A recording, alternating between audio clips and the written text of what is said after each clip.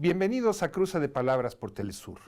Soy Luis Hernández Navarro y para platicar sobre la cuestión mapuche tenemos hoy una invitada de lujo, Moira Millán. Moira es huaychafe mapuche, es cofundadora, integrante del Movimiento de Mujeres Indígenas, escritora, autora de un libro de referencia, entre otras muchas cosas más. Moira, muchísimas gracias por estar con nosotros en este cruce de palabras. Mari, come faccian tu inche ayulen tañipiuque, come tu fachi traum. Estoy muy contenta por este encuentro aquí en México. Y bueno, es un honor para mí conocerte personalmente y poder conversar de temas tan importantes. El honor es mío, es de todos nosotros tenerte aquí. Moira, hace unas cuantas semanas en Argentina, el presidente Fernández tuvo la desafortunada ocurrencia de decir que los mexicanos proveníamos de los indios, los brasileños de la selva y los argentinos de los barcos. Tú le respondiste con una carta muy enérgica. ¿Qué es básicamente lo que decías? Bueno, lamentablemente todos los presidentes que le antecedieron, igual él, vienen a sostener un mito. La argentinidad hecha de ese el crisol de razas, pero que en verdad hubo un genocidio que presidió a la conformación del Estado argentino. Y el negacionismo como política de Estado se ha sostenido a lo largo de la historia, y que el presidente niegue que el territorio argentino, el hoy llamado territorio argentino, es un territorio plurinacional, donde hay 36 naciones indígenas que están, por supuesto, subyugadas, que están oprimidas por un Estado colonial, por una república colonial. No solamente me indignó, sino que también me entristeció que a pesar de la democracia, a pesar de las luchas emancipatorias que han surgido a lo largo de todo el continente, donde muchos de los protagonistas hemos sido los pueblos indígenas, y la lucha que nosotros, las naciones indígenas, hemos llevado adelante, este hombre no haya sido capaz de tener la lucidez de hacer un revisionismo histórico de la narrativa que le han hecho heredar desde sus patriarcas coloniales, y como presidente, en un momento histórico tan particular como el que atraviesa la humanidad, no sea capaz de poder también sentirse nutrido de los saberes y de la historia de un territorio que aparentemente desconoce. Estamos hablando de que en territorio mapuche se está produciendo un despertar, no sé si de la identidad étnica, no sé cómo tú la definirías. Sí, la categoría étnica en lo personal no me gusta. Me parece que la categoría étnica o la etnicidad es una construcción categórica de la academia para reducir derechos, los derechos fundamentales. Entonces siempre me gusta hablar de pueblo y de nación. Somos pueblos indígenas. El camino hacia asumirnos como nación tiene encarna un concepto político mucho más superador y categórico, es decir, vamos a disputarle estos derechos al Estado invasor como naciones. Creo que lo que está pasando con el pueblo mapuche es algo muy fuerte, maravilloso, difícil, porque no es que el pueblo mapuche haya estado dormido. El pueblo mapuche es una nación que ha podido pelear contra el máximo imperio en su momento en Indoamérica. Cuando los incas quisieron entrar al territorio mapuche, no pudieron. Cuando los españoles, que eran el mayor imperio en su momento, quisieron entrar a territorio mapuche, no pudieron. Y luego llegaron los Estados-nación con sus dos campañas genocidas. Y creo que nunca dejó de luchar el pueblo mapuche, porque es un pueblo que ha sido invadido recientemente. Entonces tenemos memoria de la libertad. Lo que está viendo en este momento es un ensamble y una articulación con todos los sectores sociales no indígenas, no mapuche, que no encuentran en esta matriz civilizatoria una alternativa de vida. Ya ni solo te planteo que no encuentran en los modelos de democracias de estas repúblicas coloniales, directamente en la matriz civilizatoria. Se sienten fuera de ella y necesitan una referencia político, cultural, filosófica, social, con quienes tejer un nuevo mundo. Y en esta parte del continente, allí en Sudamérica, la están encontrando en el pueblo mapuche. ¿Dirías que se está reconstituyendo el pueblo mapuche como pueblo y como nación? Como nación creo que nos falta. Ujú. Yo siempre recuerdo esta frase que salió de una vocera de la OLP que decía que todos los dolores de los palestinos como pueblo deberían convertirse en la fuerza de una nación. Y creo que eso nos está pasando. Tenemos muchos dolores como pueblo, pero nos falta entender que no lo vamos a poder superar si no nos unimos y nos articulamos y nos reconocemos como una nación. Y eso significa interpelar la geopolítica de los estados invasores. Entonces, todo lo que está pasando en Gulumapu, Chile, tiene una repercusión en Puelmapu, Argentina, y viceversa. Sin embargo, no hemos podido tirar abajo esas fronteras impuestas, y sobre todo están impuestas en nuestra mente. Y tenemos que salir a desandarla y recuperar la cosmografía, interpelar la geopolítica de los estados-nación y continente y recuperar la cosmografía. Una de las cosas que llama la atención desde fuera es el enorme protagonismo femenino. Cómo este proceso de, a lo mejor no es adecuado decirlo así, de renacimiento, de rearticulación, está encabezado por mujeres como tú. Bueno, la nación mapuche o el pueblo mapuche ha tenido ancestralmente una forma de organizarse a través de las fuerzas espirituales de la tierra, ¿no? Somos mapuches, gente de la tierra. No ha habido una idea antropocéntrica ni patriarcal, tampoco piramidal, es horizontal, es circular, entonces nos determina el espíritu de la tierra que nos habita. No nos eligen, no votamos para ser loncos, que serían los mal llamados caciques, no se vota para ser huaychafe, guerrera, no se vota para ser machi, sino que se nace y se asume ese nehuen y no se cuestiona el sexo o el género que porta ese nehuen, esa fuerza, sino que pasa a ensamblarse de manera armónica en la construcción político, social, cultural, espiritual y filosófico de nuestro pueblo. Entonces eso ha sido siempre así hasta la llegada del invasor, que entonces ahí con la cultura dominante empieza a penetrar el patriarcado. Y hoy, frente a esta crisis civilizatoria, donde todos los frentes o todas las columnas que sostenían este modelo civilizatorio están en jaque, la fuerza de la mujer empieza a cobrar protagonismo.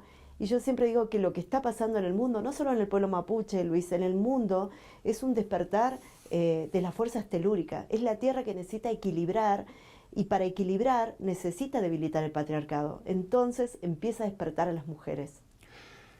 Tú te defines más como antipatriarcal que como feminista. ¿Por qué la diferencia? ¿Dónde estaría una y otra? Yo voy a parafrasear a una hermana mapuche que amo mucho, que es una gran chef y una sabia en la cocina y en la vida, que es Anita Epulef. Cuando le formulan esta pregunta, ella sintetizó tan bien esto, porque dijo, el patriarcado le está disputando el poder el feminismo le disputa el poder al patriarcado. Y nosotros no peleamos por el poder, sino que luchamos por restablecer la armonía. Y creo que esa es la definición. Nosotros no venimos a disputarle el poder a nadie, porque el poder, el concepto de poder, lo trajo el Winca, el invasor. Nosotros queremos restablecer la armonía. Entonces es un proceso revolucionario mucho más profundo, porque implica incluso interpelar esa lógica del poder. Y el patriarcado como el feminismo son herramientas de poder surgidas desde Occidente, que a nosotras como mujeres indígenas no nos identifica. Nosotras como mujeres indígenas queremos recuperar la dualidad complementaria.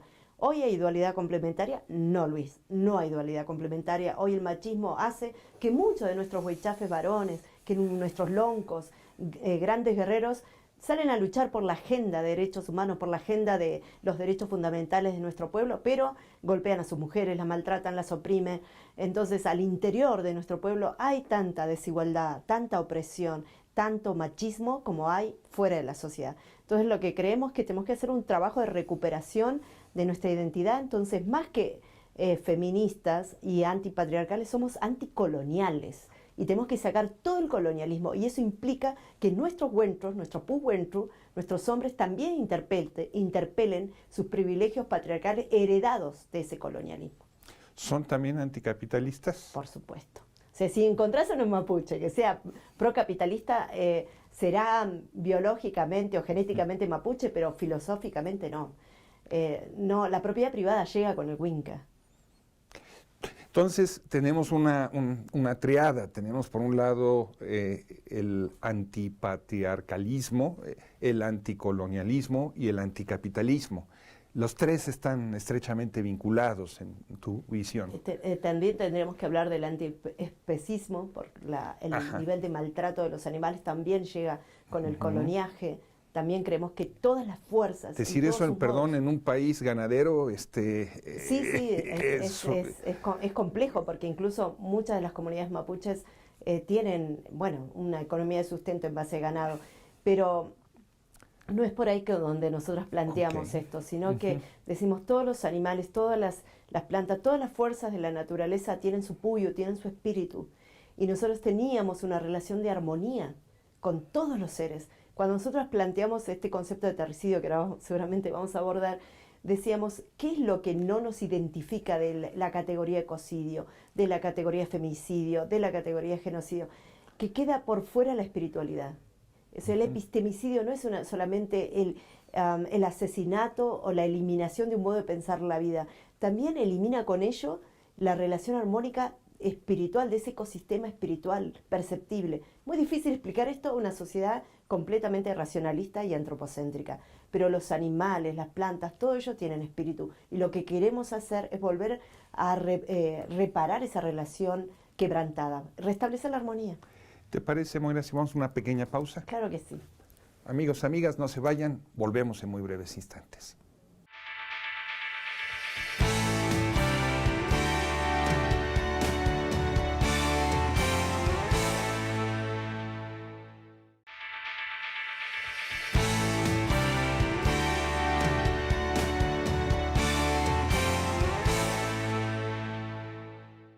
Estamos ya de vuelta en este cruce de palabras, conversando con la huechafe mapuche, Moira Millán.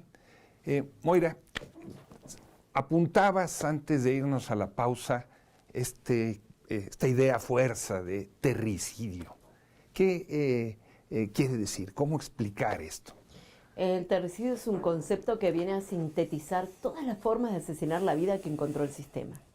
Y a su vez plantea el ensamble de las vidas, que el asesinato de las mujeres, el femicidio y feminicidio, ayer teníamos un debate sobre esas dos categorías, en todo caso después la comento, el genocidio, el epistemicidio, el ecocidio, van generando un efecto dominó sobre la vida de todos los seres, o sea, la eliminación de uno o cualquiera de estos modos de habitar el mundo, las fuerzas que en ellas viven, nos afecta de manera irreversible como humanidad y como terrícolas.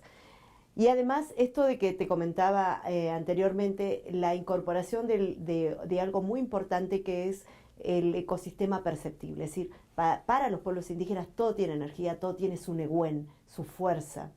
Entonces, cuando se plantea a la naturaleza como recursos, incluso esa categoría bienes comunes no me gusta, porque es como cosificar, seguimos cosificando. Dulcificamos el discurso del capitalismo, lo ponemos un poquito más humano, más amable, pero seguimos viendo al resto de la naturaleza como recursos. Entonces, lo que venimos a plantear con el terricidio es: tenemos que empezar a hacer valer nuestro derecho a juzgar y condenar a los terricidas, a los gobiernos terricidas, a las empresas terricidas, y el terricidio debe ser considerado un crimen de lesa humanidad y lesa naturaleza. Y debe ser una herramienta jurídica penal global, que los pueblos de todo el mundo puedan llevar hasta el banquillo de los acusados y juzgar y condenar a estos terricidas.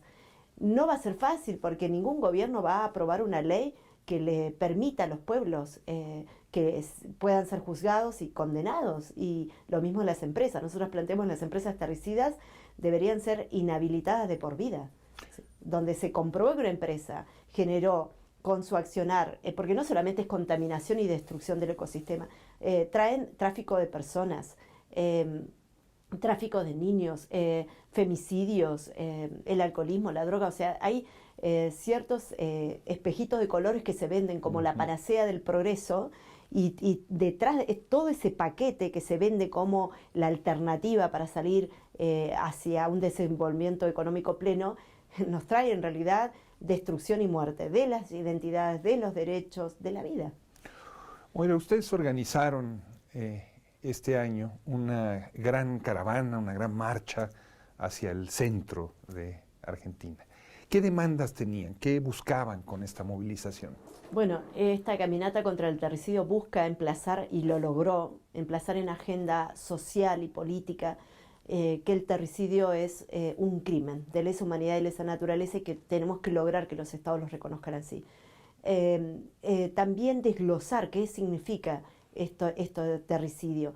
En Argentina se viven situaciones que son increíbles, que parece Macondo, digo, y también hechos terriblemente crueles. Hay una práctica colonial que se le llama chineo, donde hombres criollos con poder político, económico, identifican niñas que recién se inician en la menstruación y las violan, a veces en manada, a veces no, compensan con alguna prebenda a la familia, a la comunidad, y las sienten parte de su propiedad. Y muchas de estas nenas son entregadas por los propios hombres de la comunidad.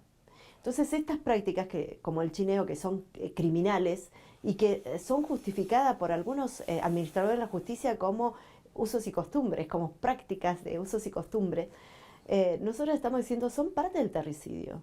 Entonces no es solamente el terricidio, la contaminación ambiental, el ecocidio, es todo, es matar la vida en todas sus formas, y lo tenemos que detener. Y creo que la camioneta trató de emplazar, por lo menos en Argentina, esto en agenda como un nuevo concepto, y ahora afortunadamente lo han ido tomando diferentes pensadores, entre ellos Vandana Shiva, y se ha podido expandir esta idea, y el próximo año vamos a salir a caminar nuevamente, pero esta vez con un anteproyecto de ley, y nuestra idea es entrar al Congreso, Luis, y arremeter con fuerza este derecho a que el terricidio realmente sea considerado un crimen.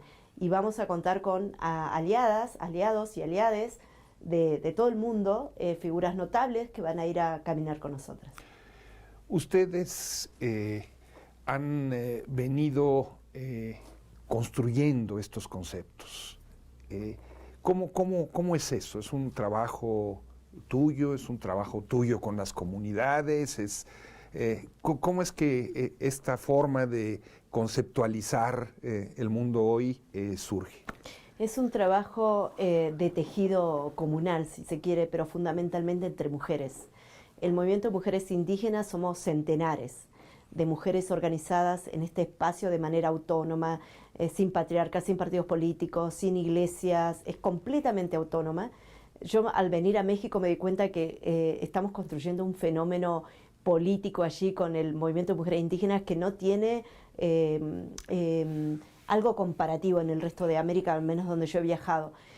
Porque realmente no hay nadie, no hay ningún cura levantando nuestra luz, no hay nadie, somos nosotras reflexionando y emplazando agenda, discutiendo, debatiendo. Entonces, de pronto el terricidio fue una palabrita que se me ocurrió a mí, pero que empezó a llenarse el sentido de significados y a consolidarse en su concepto con las diferentes asambleas, con hermanas de las 36 naciones, y ahí termina de tener, digamos, una definición acabada. Como el buen vivir, que lo definimos de nuestra propia lógica. Dijimos que el buen vivir es la relación de reciprocidad, de amorosidad y de respeto entre todos los pueblos y con la naturaleza. Todo lo que atente contra eso no es buen vivir. Entonces, si en nombre del buen vivir nos traen un modelo de desarrollo que afecta a la identidad, que afecta a la territorialidad, la espiritualidad, no estamos frente al buen vivir. El buen vivir es justamente lo contrario, es emplazar la armonía. Y cuando planteamos lo de epistemicidio, está pasando algo en Argentina muy peligroso, que han llegado cantidad de expresiones evangélicas, muchas de ellas con soporte económico de Miami. Llegan a puntos geopolíticamente estratégicos, hacen como una ramificación, ahí se viralizan dentro de los territorios, adquieren poder, tienen seguridad, hacen persecución, y ahora están estableciendo una modalidad represiva terrible, que a mí me retrotrae a la época de la Inquisición. Todas las mujeres medicinas están siendo atacadas, están siendo bestialmente golpeadas. Y eso no está pasando digamos, en otro continente, está pasando acá y está pasando en Argentina. Esa Argentina que el presidente dice, o que pretende que sea europeísta, esa Argentina que siempre se creyó la Europa de Sudamérica y que niegan la existencia de pueblos indígenas. Y está habiendo un genocidio silencioso con sutilezas que son para mí herramientas propias de esta transmodernidad. Este avance de las denominaciones evangélicas más conservadoras, vamos a decirlo así, ¿camina de la mano también del avance de la ultraderecha? Absolutamente, absolutamente. O sea, la ultraderecha ha visto el proceso de fortalecimiento de los pueblos indígenas, la recuperación de la espiritualidad, y entonces ha puesto más presupuesto en este tipo de, para mí son embestidas. Es como, no vamos a hablar de guerra porque en una guerra hay dos bandos en igualdad de condiciones para luchar, o armados de la misma manera. Acá hay un genocidio, acá hay un intento de eliminación de los pueblos para el usufructo de los territorios. Y entonces estas expresiones, no solamente evangélicas, de otros grupos religiosos y sectas, están colaborando, y la Iglesia Católica también, porque la Iglesia Católica no se compromete. La Iglesia Católica, de hecho, voy a dar un ejemplo, se le ha recuperado territorio mapuche a la Iglesia Católica, que también es latifundista, que también es parte de la sociedad rural, y la Iglesia no ha tenido ningún empacho en hacer denuncia penal contra los mapuches que le han recuperado territorio. Es decir, los grupos religiosos, esa es la violencia religiosa. Cuando hablamos de violencia de género, entran muchos tipos de violencia, y también está la violencia religiosa. Y contra la violencia religiosa no nos metemos. Fíjate vos, qué interesante, cómo nos tenemos que descolonizar, ¿no? Entonces, estamos realmente muy preocupadas por esta impunidad con que operan estos grupos religiosos en los territorios y, por supuesto, generan agenda política de la ultraderecha, fascismo, y tenemos violencia intracomunitaria propiciada y fogoneada por estos pastores. Tremenda la situación. Sí. Moira, tú eres escritora. Escribo, no soy escritora. Bueno, y haces libros. Soy una gran lectora y se me ha dado por escribir y contar reconstruyes la historia mapuche, la historia del ferrocarril. ¿Cómo es eso? ¿Cómo te nace esa inquietud por escribir? Primero, he leído toda la vida. Yo me crié en un lugar muy, muy pobre, que pasábamos hambre. Y justamente a raíz de eso, digo que el hambre me llevó a leer, porque me llevaron a comer para poder nutrirme, porque era muy chiquitita, y ahí aprendí a leer y escribir en esos comedores, y no dejé nunca más los libros. Y bueno, esto me ha dado a mí herramientas para poder pensar qué tipo de literatura como mujer indígena quisiera que hubiera, por ejemplo, en Argentina. Es decir, la literatura indígena no existe, siempre somos interpretados y narrados a partir del prisma y la perspectiva, la pupila de la cultura dominante y de esos referentes. Entonces dije, bueno, yo quiero contar la historia de mi pueblo, y la quiero contar con honestidad, con autenticidad, desde mí, como mujer mapuche. Y elegí un retazo de la historia, que es la llegada del ferrocarril a la Patagonia. Mi padre era ferroviario, mis tíos eran ferroviarios, mi abuelo murió siendo ferroviario, porque él tuvo un accidente poniendo las vías del ferrocarril. Yo amo los ferrocarriles, quería ser ferroviaria, quería ser conductora de trenes, vino Menem y privatizó y se fue mi sueño ferroviario. Y entonces dije, bueno, ¿cómo fue esta llegada al ferrocarril? Los ingleses habían emplazado en Argentina en aquellos años, estamos hablando de finales de 1800, una suerte de estado dentro de otro estado, por supuesto con la complicidad del Estado argentino. Y tengo muchas anécdotas e historias que me llegó desde mi propia familia y también de otras pulamguenas, hermanas y hermanos mapuches.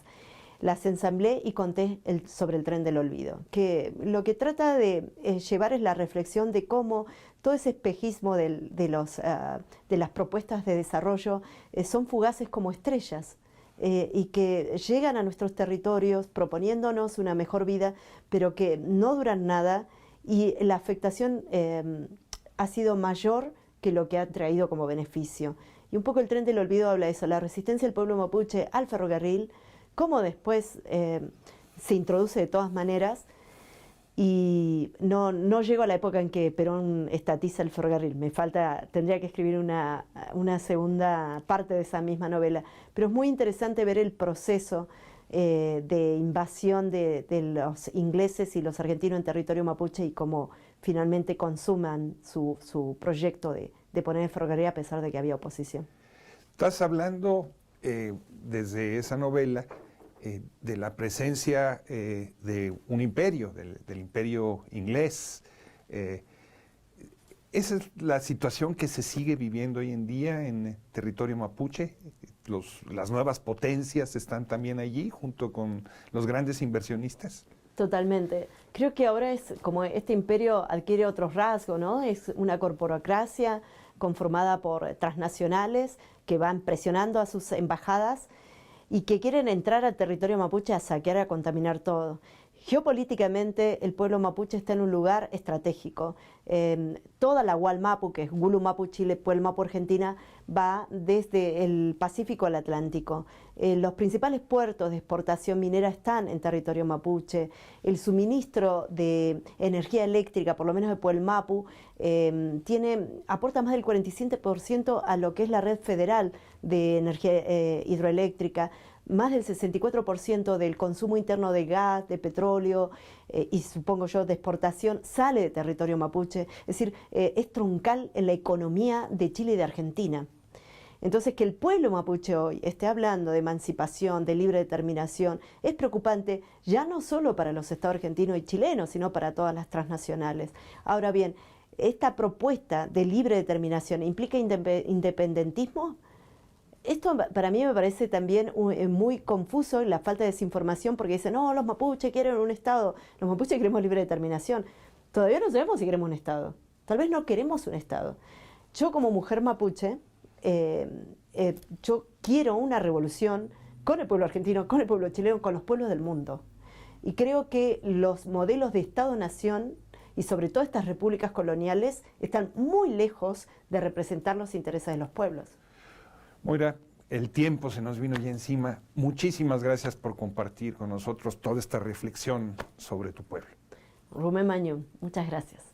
Amigos, amigas, muchas gracias a ustedes por su amable compañía. Ya saben, los esperamos la semana que viene aquí por Telesur. Hasta la próxima.